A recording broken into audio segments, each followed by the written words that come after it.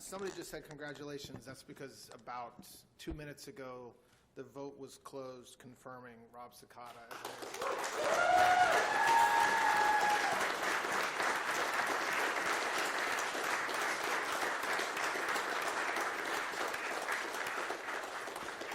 While it would appear that we have impeccable timing, it's actually not true. When we tried to predict what the Senate was going to do a couple weeks ago, we anticipated that Rob would be confirmed a couple days ago, which would have allowed us to actually have a commission signed and to swear Rob in today, which we're not able to do because, like I said, his vote was literally just confirmed 2 minutes ago. So once again, I don't know what's happening in Washington, which is fine. A little bit about Rob, in case you don't know. He began his law enforcement career with the New York City Police Department in 1992, starting in the Housing Bureau in Harlem. He moved around. He was promoted to detective in the Organized Crime Bureau's gang division, later continued his public service with the City of Plantation Police Department in Broward County, Florida, serving in patrol operations on the SWAT team. And then in 2005, so over 20 years ago, Rob joined ATF as a special agent in the Baltimore Field Division, where he was assigned to the Regional Area Gang Enforcement Task Force, combating transnational organized crime. He later served as a special agent in the Tampa Field Division, investigating violent crimes involving firearms and explosives, and continuing working his way up through the ATF ranks over the 2 decades. Eventually, he was promoted to SES at ATF, and he was a special agent in charge of the Baltimore Field Division, where he oversaw operations across Maryland and Delaware.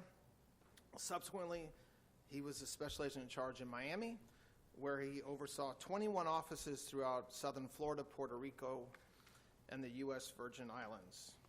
After that, Rob returned to ATF headquarters as the Deputy Assistant Director for Field Operations. He was then promoted again to Executive Assistant Director of Operations, and then just over 1 year ago today, on April 10th, 2025, Rob was named the Deputy Director of ATF, a role that he has served in through today, and right now he's in that middle spot where he is the confirmed Director of ATF, but commission not signed. So I think still technically Deputy Director, but we're fine. So from patrol officer to federal agent to special agent in charge, Rob has committed his entire life to serving the public and protecting communities nationwide. I know this personally. He's a dedicated father to Robbie and Gianna, a husband to Leah. He loves to fish, and he loves Florida. So congratulations, Rob. It's great.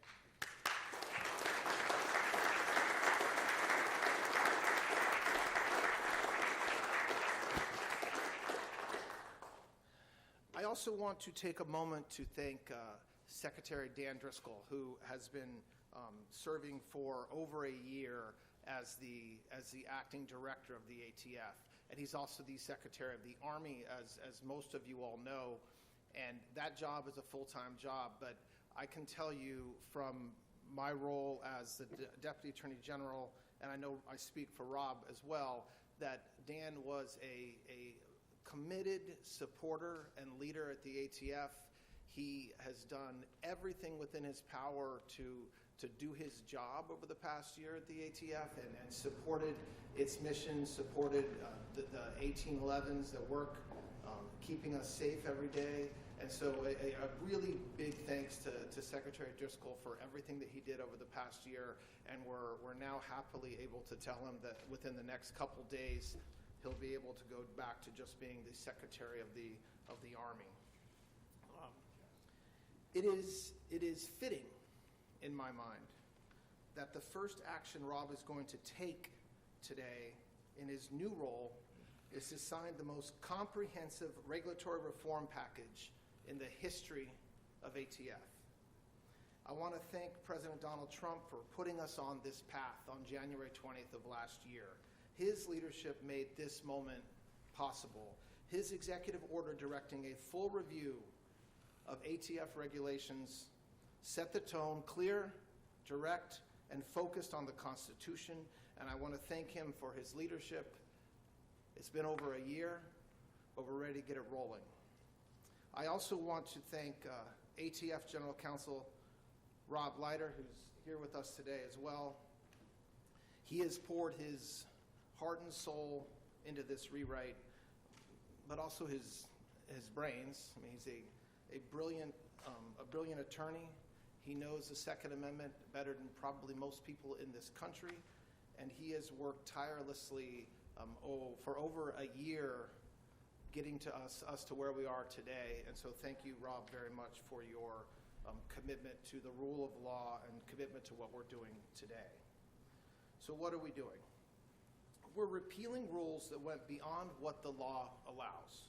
We are cutting unnecessary red tape, and we are replacing confusion with clear, straightforward language so that everyday Americans don't need a law degree just to understand their rights. And this did not happen in a vacuum. We listened to industry leaders, many of whom are in this room behind me, to legal experts, and most importantly, to law-abiding gun owners across this country. People who follow the rules but have been forced to navigate a system that often didn't make sense. The package that we're putting forward today and over the coming days reflects all of those voices. It includes 34 proposed rules, more than ATF has issued in the last 15 years combined. It reflects months of work since the beginning of this administration, and I want to be candid right now about why this is necessary. For too long, regulations were written without any real understanding of how firearms businesses operate, how lawful gun owners actually handle their firearms, or what truly improves public safety. Nothing we are doing today weakens law enforcement. We are not taking tools away from the people, the men and women who go after violent criminals. This administration, as it always has, remains fully committed to targeting those who break the law: gang members, repeat offenders, traffickers, and cartels. We will, as we always have done, continue to follow the evidence, continue to aggressively prosecute violent crime. If anything, what we're doing today will actually help law enforcement, because clearer rules mean better compliance, and better compliance means better enforcement. At the same time, it means fewer traps for law-abiding citizens who are just trying to do the right thing. This package also brings into line ATF regulations with the law and with recent Supreme Court precedent. It reduces unnecessary burdens on lawful gun owners and licensed businesses. It eliminates ambiguity, and it helps prevent the kind of confusion that in the past, and not that distant past, led to inconsistent and sometimes unfair enforcement. I'm going to let Rob lay out the specifics of what we're doing in a moment, but let me reiterate that the Second Amendment will never be treated as a second-class right in the Trump administration. President Trump has been clear on this from day one. The Second Amendment is not negotiable. It is part of the foundation of this great country. And under his leadership, this administration, this Justice Department is acting on that belief. I want to make sure folks understand that the work that we're talking about today is not finished today. We're continuing to review every regulation, especially those from the previous administration, and we'll keep putting forward additional proposals as that review continues. For example, ATF is studying right now to determine which rifles are generally recognized as particularly suitable for sporting purposes. That's going to be an ongoing effort over the next several months, and we're going to see that through. But okay, so let's get what we're here to do. I'm going to close by saying that and I hope folks in this room know that this is absolutely true. Rob is exactly the right person to lead ATF at this moment. First, he owns more guns than I think pretty much anyone I know. He's one heck of a shot. I've seen him at the range. I've shot with him at the range. He's a lot better than me. But more importantly, he understands this work inside and out. He understands the mission, and he understands the importance of getting it right. So welcome. please to the microphone the newly confirmed Director of the ATF, Rob Cekada.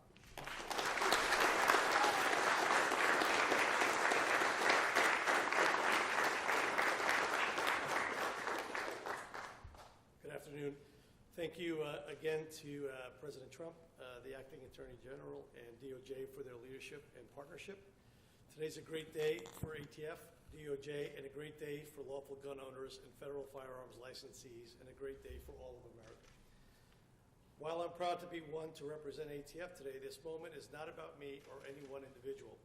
Credit for today goes to the entirety of DOJ and ATF teams, their regulatory teams, legal teams, administrative and operational staff. It is because of their collective efforts over the last year that a day like today came together with 34 new proposals. Let me put that number into perspective. I've been with ATF for over 20 years. I've never seen a regulatory package of this scale. In fact, we are going to be signing just about as many rules as have been proposed during my entire 20 years with this agency.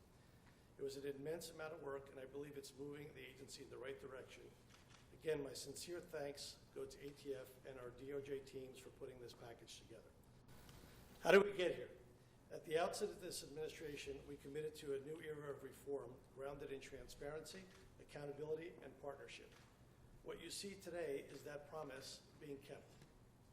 Over the last year, we undertook a serious, sustained review looking at court decisions, license feedback, statutory text.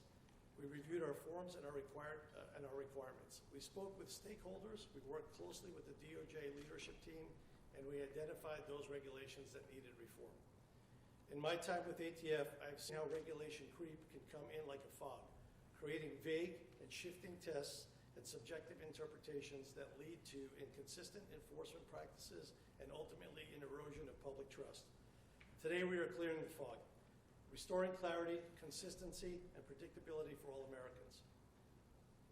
In today's package, you will see 34 clear, common-sense regulations that rescind, modernize, or clarify language within the National Firearms Act, the Gun Control Act, and more.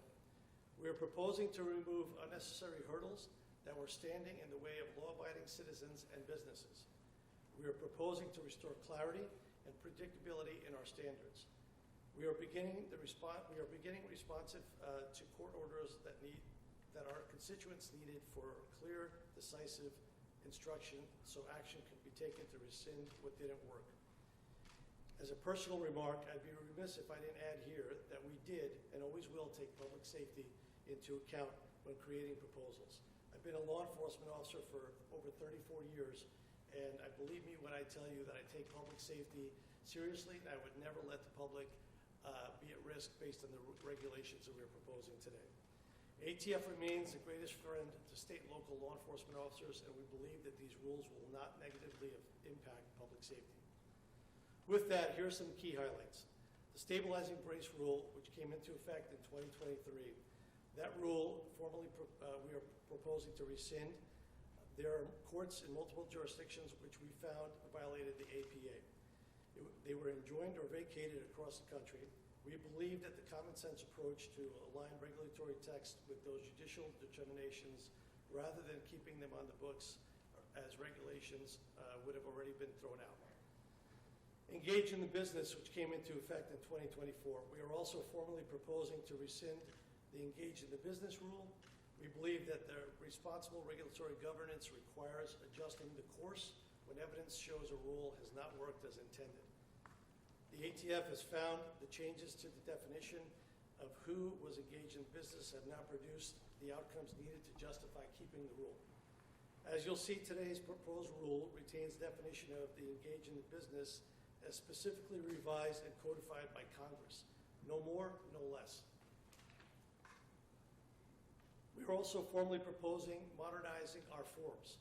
One proposal is to update the Form 4473 to ensure it keeps pace with modern business practices, like authorizing the use of electronic forms. Functions like auto-population of fields and allowing people to attach digital files as attachments. We also make minor technical revisions to shorten the form, thereby reducing the administrative burden on both the FFLs and transferees.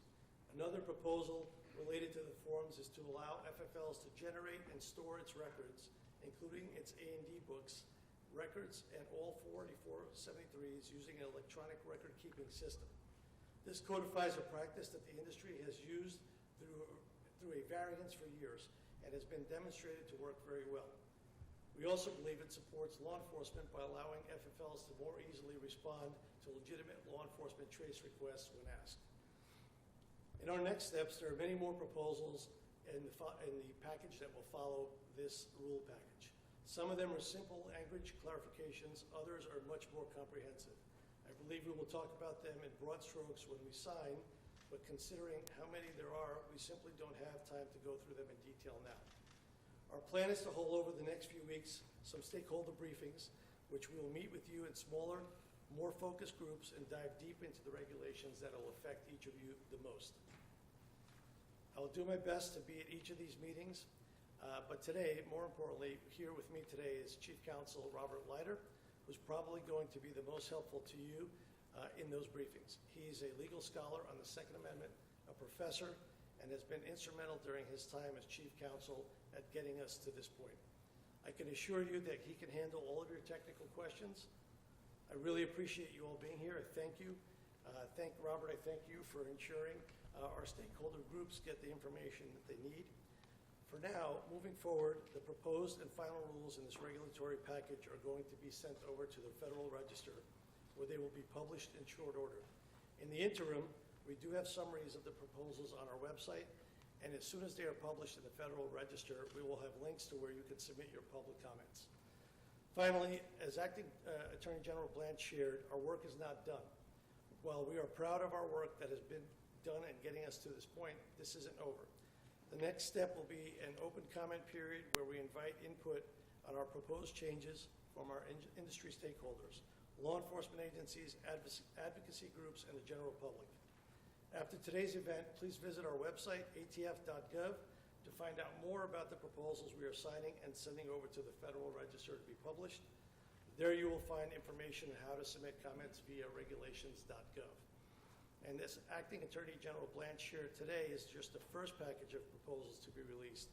We will work closely with the Department of Justice to continue to review our rules and ensure they are modernized to reflect current practices, to adhere to court rulings, and ultimately to reduce unnecessary burdens on law-abiding citizens and businesses.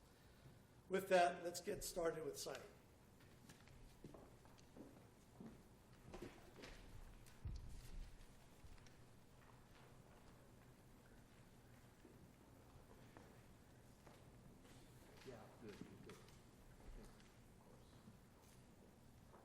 All right, the first group of regulations repeals regulations that are inconsistent with law, including the engage in the business rule and the stabilizing brace rule, as you mentioned. All right. Second group is clarifying regulations that are clarifying. So these are going to clarify, for example, who is adjudicated for purposes of the mental disability to prevent the disarming of veterans. It is also going to define who constitutes a straw purchaser, and will clarify also how to certain markings for the National Firearms Act. And among the most important rules, will clarify what willfulness means for the purposes of the Gun Control Act and revocation of federal firearms licenses. Thank you.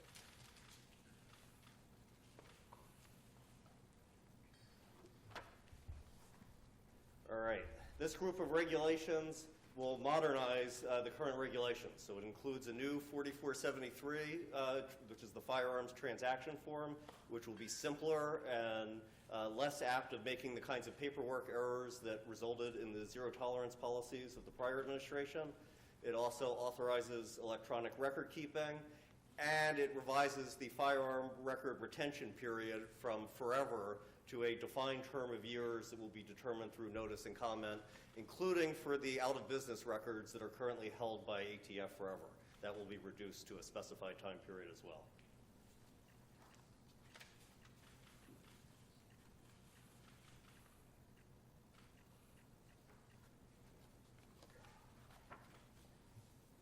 All right, the next group of regulations will align ATF regulations with the law. It includes new provisions that are simpler for interstate transport of National Firearms Act firearms. It also includes some conforming changes in how we process National Firearms Act limitations, and it implements the One Big Beautiful Bill Act regarding the tax remittance.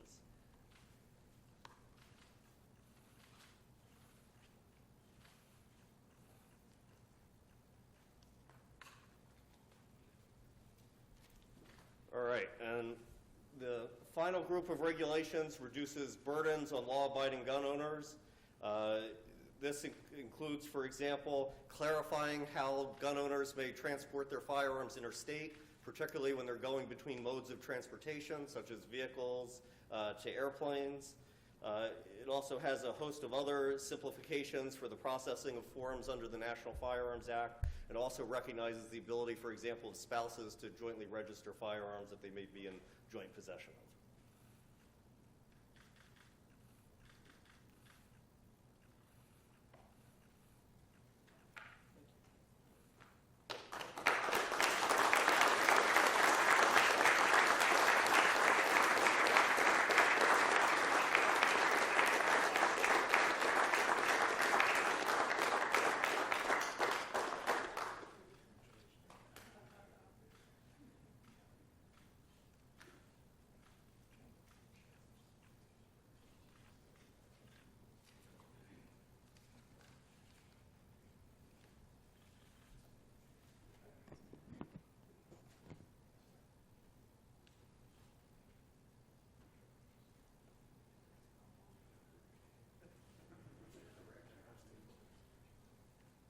All right, thanks a lot, Rob, and thanks to our newly confirmed director of the ATF. I'm happy to take some questions. I know there's a lot going on. I want to try to keep the questions at least primarily to the reason why we're here today. So the ATF regulations are the recent confirmation of the director of ATF, but we're happy to take some questions. Go ahead. The rollbacks are very popular. Can you just speak up just a little bit? The acoustic's not great. These rollbacks are very popular with gun rights organizations, but at the same time, the Justice Department is still important to defending gun control provisions, like disarming people who are likely to use marijuana or those who have other non-violent drug convictions. Is the Justice Department reconsidering at all how it will approach non-violent gun cases? Yes, of course we are. So we've been doing that for a year and 2 months. Every case is different. The facts leading up to where we are in a litigation is different, whether we're at the district court level, whether we're at the Court of Appeals, the basis for the district court's decision. And so it's not rational, or it's not possible for us to just unwind on a given Monday. We just recently got out of a case 2 weeks ago that had been pending for a long time. And so I think that we've recently argued some cases in front of the Supreme Court. We've had some cases in the Court of Appeals, and this is something that we're looking carefully at case by case to make sure that we are doing the right thing consistent with the Constitution, consistent with the Second Amendment, consistent with this administration's priorities. And so, yes, it's not as smooth as a single day, but it's also not as clunky as taking forever. And a second question for you, sir. How did law enforcement confirm who fired the shot that hit the Secret Service officer on Saturday night?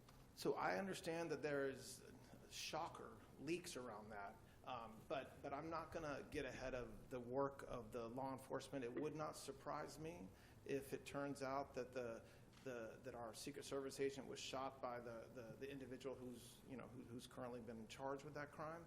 But that is something that would be wildly inappropriate for me to comment on beyond saying just that. Just because when we know something, I'm sure that we will let the folks know. But I just want to get that right instead of speculate. Alex. My question is actually for Rob. Congratulations on your. Sorry, which Rob? Scott. Okay. I was deferring to him again.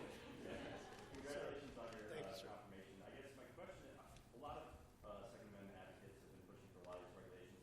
Many of them also pushing for the full abolishing of the ATF. I guess as you take on this role, what is your best defense of ATF's continued existence? And then I'll have an off-topic after that. Sure. I won't speak for all of them, but I think we have a very good relationship, despite what may go on publicly. We all have to be, I guess, part of a show publicly at times. But I will say that we've all been able to have very good discussions about what their concerns are as to what our concerns are relating to public safety and maintaining a balance without actually using public safety as a crutch to use as an excuse to infringe on someone who is a law-abiding American citizen and us infringing on their Second Amendment rights. I think ATF has historically, and I can say for sure over the past year and a half, under this administration in particular, we've been 1,000% focused on violent criminals and looking to hold people accountable for crimes they commit using firearms illegally or crimes that involve arson or explosives. And we will continue doing that. Sort of related, Second Amendment, First Amendment question, obviously in light of yesterday's indictments. I wonder if it's the Justice Department's position that anybody who posts the numbers 8647 is subject to potential investigation and potential criminal charges. Look, every case is different. Every threats case is different. And so that means that there can, what does that mean? That means that the nature of the threat, the person who makes this threat, and then the investigation around the threat. And so you cannot, it would be ill-advised for anybody to compare a particular statement to another statement that appears similar when there's been a thorough investigation. Nobody in this room has any idea what happened during a grand jury investigation between May 15th and yesterday. And so that's reflective of the work that the FBI, the Secret Service, U.S. Attorney's Office in the Eastern District of North Carolina did. And so I mean, you know that every time that's posted, that number is posted, you know that every time there is a threat against the president, it doesn't necessarily lead to an indictment. It depends. It depends on the investigation. It depends on all kinds of factors. And so it's not, people should be very wary of threatening the life of President Trump, because that is a crime.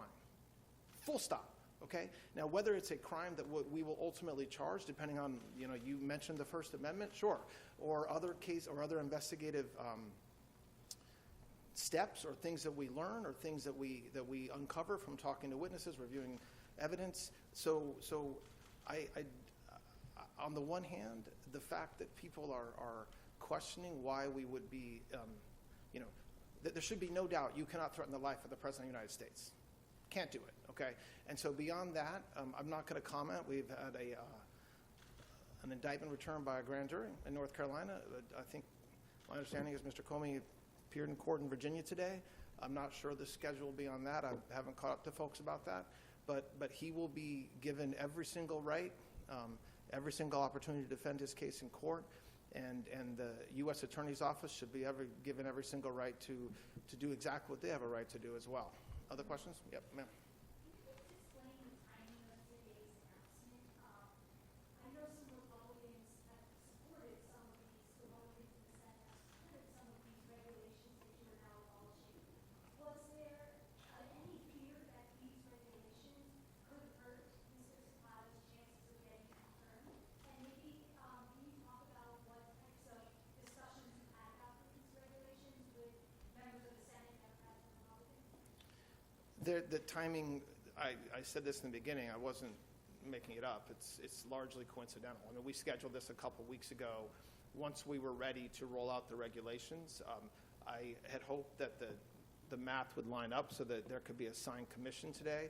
It turns out not only is there not a signed commission, but he was confirmed literally moments before we walked out. That's, welcome to Washington.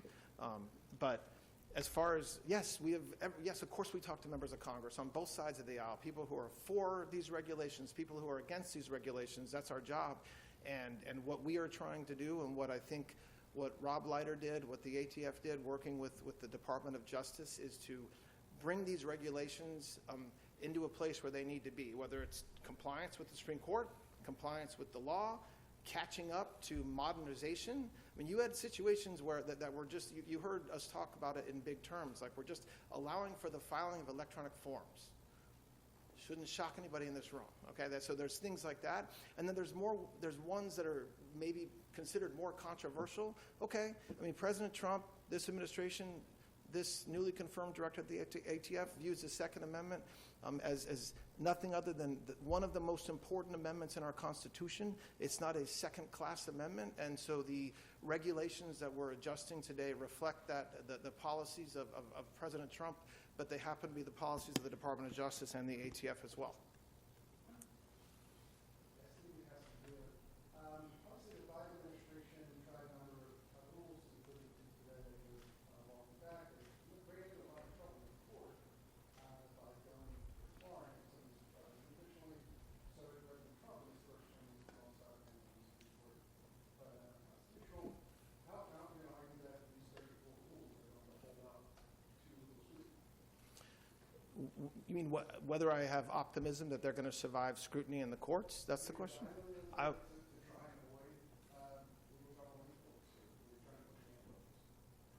mean, look, I went and found the smartest guy in the country who clerked for Justice Thomas and asked him to make sure that we put together regs that are not only consistent with the Second Amendment and our priorities, but also going to hold up in court. I'm confident. I think there's a lot of litigation that's ongoing. The Supreme Court has a couple cases pending right now that we'll get before the end of this term. There's a lot of folks behind me that will let us know if we're doing something wrong or if we're doing something right. There's a lot of folks out there, advocacy groups, that'll do the same thing, and we'll go from there. All right, I'll just take one more question.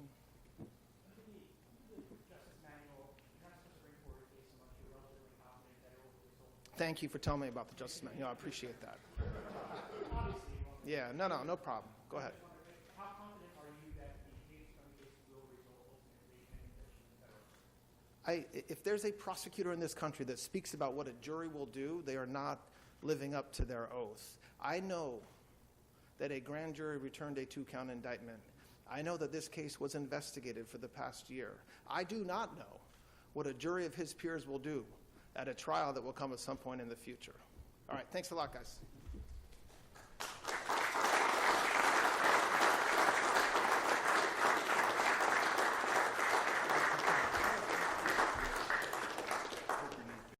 Support journalism you trust. Support PBS News. Donate now, or even better, start a monthly contribution today.